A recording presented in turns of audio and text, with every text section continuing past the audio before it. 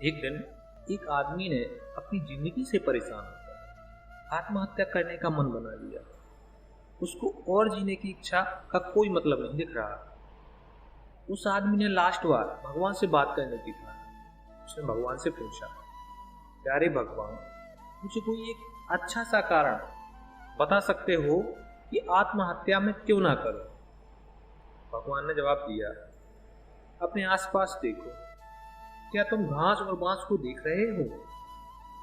आदमी बोला, जी बिल्कुल देख रहा हूं।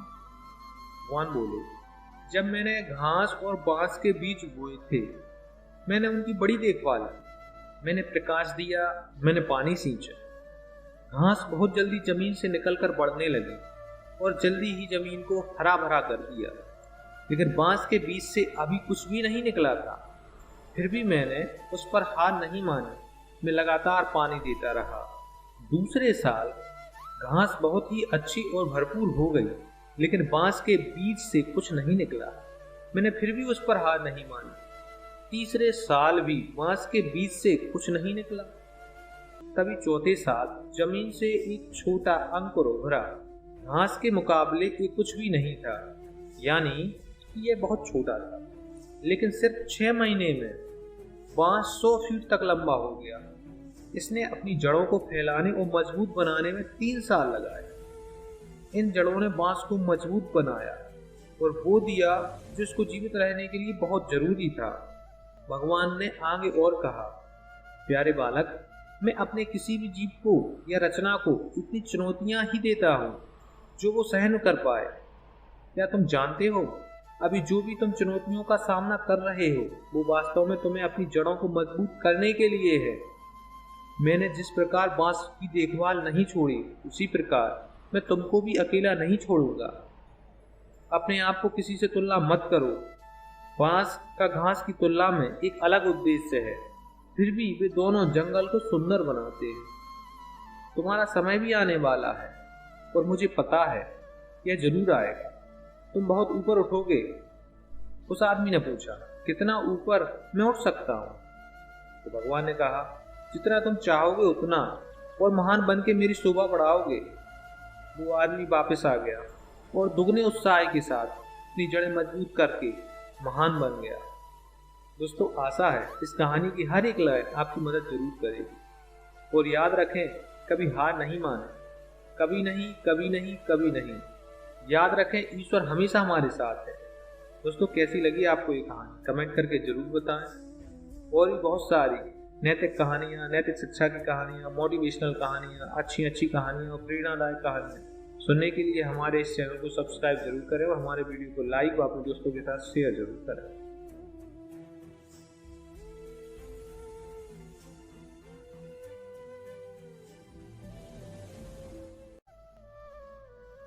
एक बार की बात है, एक बेटा और बाप घोड़े से कहीं जा रहे थे। बाप ने बेटे को घोड़े पर बैठा दिया और खुद पैदल चलने लगा। यह देखकर लोगों ने कहा, कैसा बेटा है जो अपने बाप को पैदल चला रहा है और खुद घोड़े पर बैठा हुआ है। लोगों की यह बात सुनकर बेटा नीचे उतर गया और अपने पिता को घोड़े पर बैठा दिया और आगे चलने लगा। कुछ दूर चलने के बाद वापस लोगों ने उन्हें देखा तो बोले, कैसा बाप है जो अपने बेटे को तो पैदल चला रहा है और खुद घोड़े पर बैठा है। यह बात सुनकर पिता भी घोड़े से उतर गया और दोनों बाप बेटे पैदल चलने लगे। कुछ दूर चलने पर फिर लोगों ने देखा तो बोले, कैसे मूर्ख लोग हैं जो घोड़ा साथ लिए हुए हैं और फिर भी पैदल जा रहे हैं। यह बात सुनकर बाप और बेटे का दिमाग खराब हो गया। अब दोनों घोड़े के ऊपर बैठ गए और वहां से आगे की ओर निकल दिए। लेकिन कुछ ही दूरी पर जैसे ही पहुंचे तो फिर लोग मिले और कहने लगे, कैसे निर्दयी इंसान है, दोनों घोड़े पर बैठे हुए हैं और कमजोर घोड़े की जान लेकर मानेंगे क्या? इनके पास कुछ भी दया नाम की चीज ही नहीं है। अब पिता को एक बात समझ में आ गई, लोगों की बातों के चक्कर में रहे तो हम अपनी मंजिल तक नहीं पहुंच पाएंगे। दोस्तों, आप चाहे जो भी करें, लोग आपकी आलोचना ही करेंगे। वह आलोचना बंद करना कभी भी बंद नहीं करेंगे।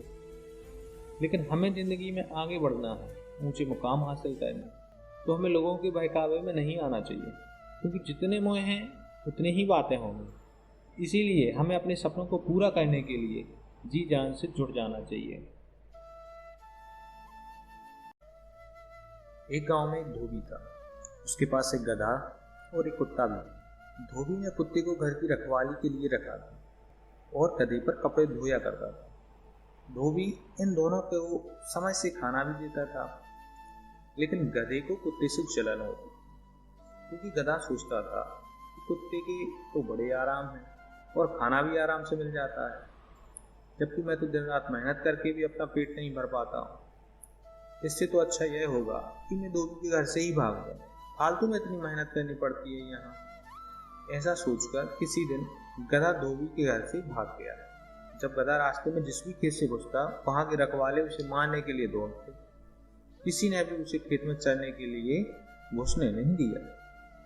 गधा जब रास्ते में जा रहा था तो उसे एक मरे हुए शेर की खाल मिल गई। गधे के दिमाग में एक आइडिया आया। उसने उस खाल को ओढ़ लिया और खेतों की तरफ चल दिया। खेतों के रखवालों ने उसे शेर समझा और उससे डरकर भागने लगे।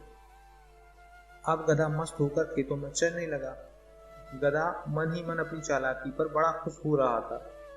उसे बिना काम किए ही खाना मुफ्त में मिल रहा था। इस तरह कुछ दिनों चरते हुए वह बहुत ही मोटा ताजा हो गया। एक दिन गधा खेत में चर रहा था।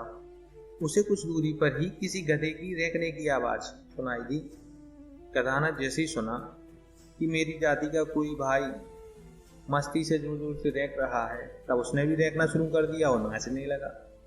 इससे उसके ऊपर की शेर की खाल कुछ खिसक गई। एक शेर से गधे की आवाज सुनकर ग्रामीणों को ताज्जुब हुआ, लेकिन गौर से देखने पर पता चला कि ये तो गधा है जिसने शेर की खाल ओढ़ रखी है।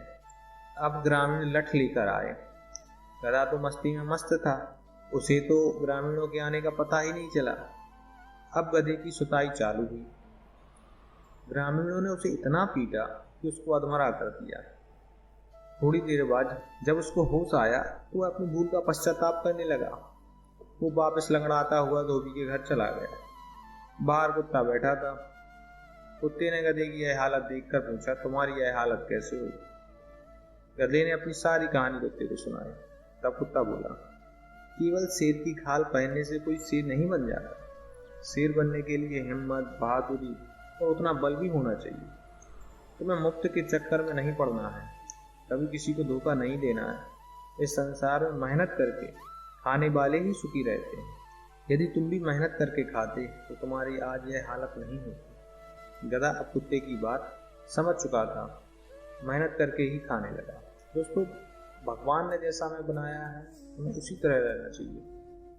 केवल अगर हमें डिपेंड होना है तो अपनी मेहनत पर होना चाहिए, क्योंकि मेहनत जो कर सकती है वो कोई चालाकी या कोई और नहीं कर सकता। तो दोस्तों, यदि आपको कहानी अच्छी लगी है तो हमारे चैनल को सब्सक्राइब, वीडियो को लाइक और शेयर जरूर करें।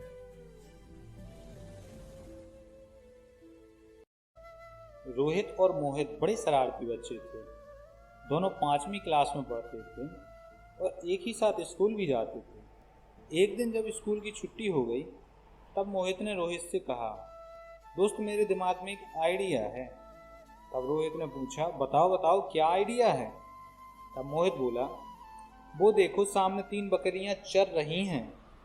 रोहित बोला, तो इसमें हमें क्या लेना देना? तब मोहित बोला, हम आज सबसे अंत में स्कूल से निकलेंगे और जाने से पहले इन बकरियों को पकड़कर स्कूल में छोड़ देंगे।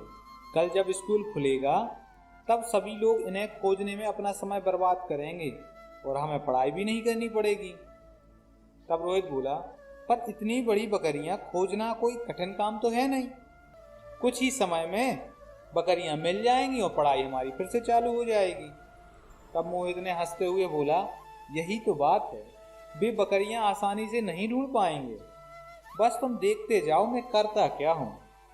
इसके बाद दोनों दोस्त छुट्टी के बाद पढ़ाई के बहाने क्लास में बैठे रहे और जब सभी लोग चले जाते हैं तब वो लोग तीनों बकरियों को पकड़कर एक क्लास के अंदर ले जाते हैं। अंदर लाकर दोनों दोस्तों ने बकरियों की पीठ पर काले रंग का गोला बना दिया और इसके बाद मोहित बोला, अब मैं इन बकरियों पर नंबर डाल देता हूँ और उसने सफेद रंग से नंबर लिखना शुरू किया।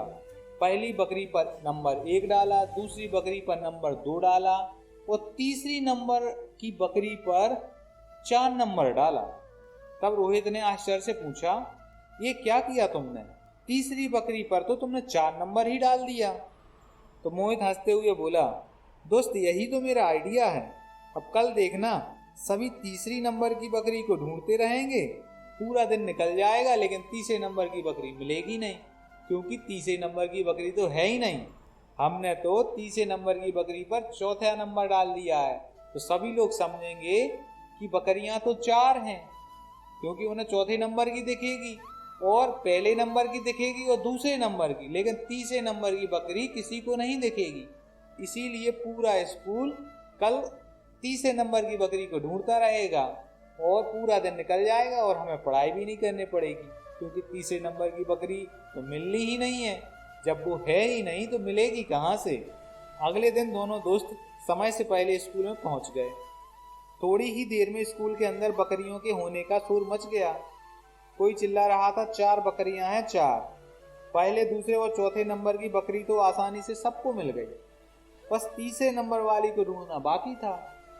स्कूल का सारा स्टाफ तीसरे नंबर की बकरी ढूंढने में लग गया। एक एक क्लास में टीचर गए, अच्छे से तलाशी। कुछ खोजूबीर जो बच्चे थे वो भी सारे स्कूल में इधर उधर देखकर आ गए। छतों पर भी बकरी को ढूंढा गया। कई सीनियर जो बच्चे थे उनको भी काम पे लगा दिया गया। तीसरी बकरी ढूंढने का बहुत प्रयास किया गया, पर बकरी तो मिलने वाली नहीं थी, क्योंकि बकरी तो थी ही नहीं। आज सभी परेशान थे, पर रोहित और मोहित इतने खुश थे कि जिंदगी में वो कभी इतने खुश हुए ही नहीं, क्योंकि आज उन्होंने अपनी चालाकी से एक बकरी को गायब कर दिया था। दोस्तों, इस कहानी को पढ़ आपके चेहरे पर हल्की सी मुस्कान तो आना स्वाभाविक सी बात है, पर इस मुस्कान के साथ साथ हमें इसमें छिपे संदेश को भी जानना बहुत जरूरी है। तीसरी बकरी दरअसल वो चीज है जिसे खोजने के लिए हम बेचैन हैं, पर वो हमें कभी मिलती नहीं है। दोस्तों, ये असल जिंदगी की बात है। ये तो सिर्फ कहानी थी, लेकिन कहानी के माध्यम से ये बिल्कुल रियल बात है। हम इस तीसरी बकरी को हमेशा अपने जीवन में खोजते रहते हैं, पर वो हमें मिलती नहीं है। जैसे कि हम ऐसी लाइफ चाहते हैं जो परफेक्ट हो, जिसमें कोई प्रॉब्लम हो ही ना, पर ऐसी लाइफ तो किसी की होती नहीं है। हम ऐसा लाइफ पार्टनर चाहते हैं जो हमें पूरी तरह से समझे, जिसके साथ हमारी कभी भी लड़ाई झगड़ा ना हो, लेकिन ऐसा कभी होता ही नहीं है। हम ऐसी जॉब या बिजनेस चाहते हैं जिसमें हमेशा एकदम सारी चीज़ें अच्छी चले और हमें प्रॉफिट ही प्रॉफिट हो, और ऐसा कभी होता नहीं है। क्या जरूरी है कि हर वक्त किसी चीज़ के लिए परेशान ही रहा जाए? ये भी तो हो सकता है कि हमारी लाइफ में जो कुछ भी है वही हमारे लिए ठीक है। यह भी हो सकता है कि जिस तीसरी चीज़ की हम तलाश कर रहे हैं वो हकीकत में हो ही ना, और हम पहले से ही कंप्लीट हों, तीसरी बकरी की तरह। जितनी थी वो उतनी तो है ही, लेकिन हम फिर भी एक और बकरी को ढूंढ रहे हैं। दोस्तों, इसी तरह हमारा जीवन भी है। हो सकता है हमारा जीवन कंप्लीट हो, लेकिन हम फिर भी अज्ञानतावश उस तीसरी चीज को ढूंढने में लगे रहते हैं। दोस्तों, आशा करते हैं कि आपको कहानी में छिपा हुआ संदेश जरूर समझ में आ गया होगा। दोस्तों, यदि आपको हमारी कहानी अच्छी लगी है तो हमारे वीडियो को लाइक जरूर करें, अपने दोस्तों और रिश्तेदारों के साथ इसको शेयर जरूर करें, और हमारे चैनल को सब्सक्राइब करना बिल्कुल भी ना भूलें। एक मछुआरा समुद्र से मछलियां पकड़ता था और उन्हें बेचकर अपनी जीविका चलाता था। एक दिन एक बनिया उसके पास आकर बैठा। उसने पूछा, मित्र, तुम्हारे पिता कहाँ हैं? उसने जवाब दिया, उन्हें समुद्र की एक बड़ी मछली निगल गई। उसने फिर पूछा, और तुम्हारे बड़े भाई? मछुआरे ने जवाब दिया, नौका डूब जाने के कारण वह समुद्र में समा गए हैं। बनिए ने फिर पूछा, और दादाजी और चाचा जी की मृत्यु कैसे हुई? मछुआरे ने बताया कि वे भी समुद्र में लीन हो गए थे। बनिए ने यह सुना तो बोला, मित्र, यह समुद्र तुम्हारे विनाश का कारण है। इसके बावजूद इसके तट पर तुम रोजाना आकर जाल डालते हो। क्या तुम्हें मरने का भय नहीं है? मछुआरा बोला, भैया, मौत जिस दिन आनी होगी आएगी। तुम्हारे घर वालों में से दादा, परदादा, पिता में से कोई भी शायद इस समुद्र तक नहीं आया होगा, फिर भी उनकी मृत्यु कैसे हो गई? किसी न किसी कारण उनकी मृत्यु तो जरूर हुई होगी। मौत कब आती है और कैसे आती है, यह आज तक कोई भी नहीं समझ सका है। फिर मैं बेकार ही मौत से क्यों डरूं? भगवान महावीर ने कहा था, नाड़ागमो मच्चु मोहस्य अस्ति, यानी मृत्यु किसी भी द्वार से आ सकती है। इसीलिए आत्मज्ञानी ही मौत के भय से बचा रह सकता है।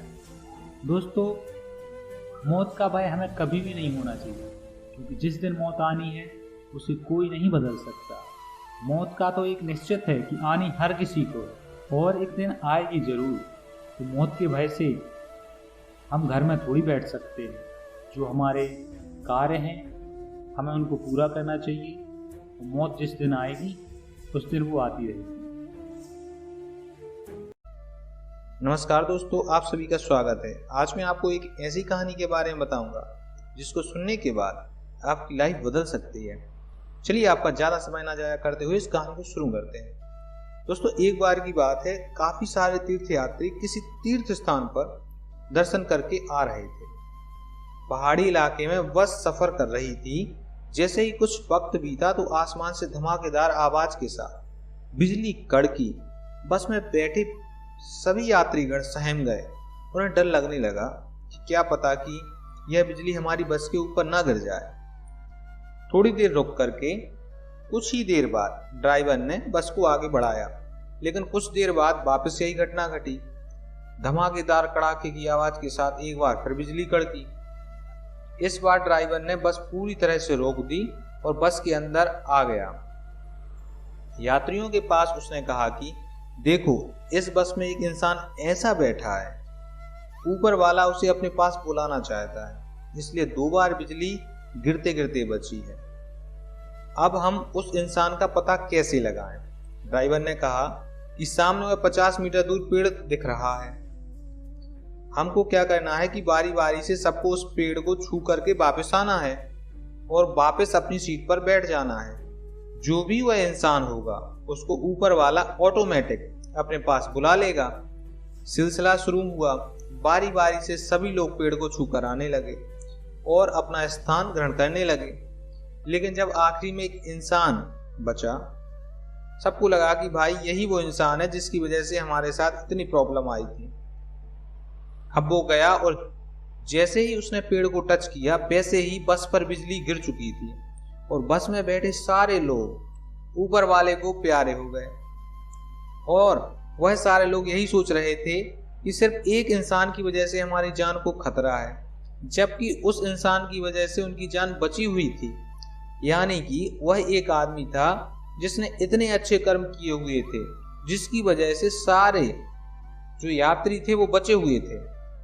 दोस्तों, इस कहानी से हमें यही शिक्षा मिलती है कि दूसरों पर कभी भी शक नहीं करना चाहिए और अपनों से प्यार करना चाहिए, क्योंकि कभी कभी कुदरत की जो घटना घटित होती है उन पर हमारा कंट्रोल नहीं होता। जैसे भी सिचुएशन हो, हमें कभी किसी पर शक नहीं करना चाहिए और परिस्थिति का बारीकी से आकलन करके शुद्ध बुद्ध से आपस में परामर्श लेकर आगे बढ़ना चाहिए। आशा करता हूँ यह कहानी दोस्तों आपको अच्छी लगी होगी।